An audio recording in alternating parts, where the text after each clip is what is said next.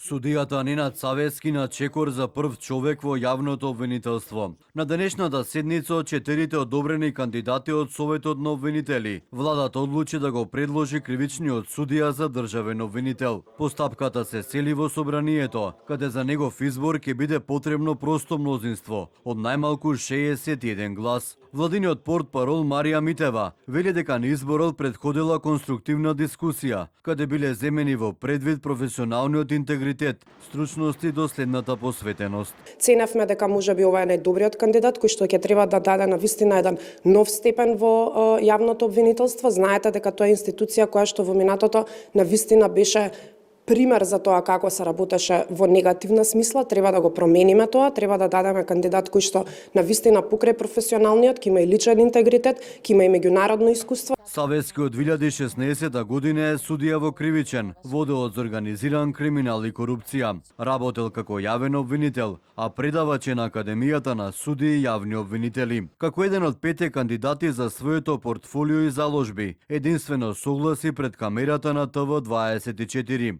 Во емисијата Анализа најави одредена ревизија за случајот Кочани. Веднаш ке побара увид во обвиненијата. Би сакал да имам увид за тоа како дошло до овие кривични дела кои што беа квалификувани на товар на обвинетите.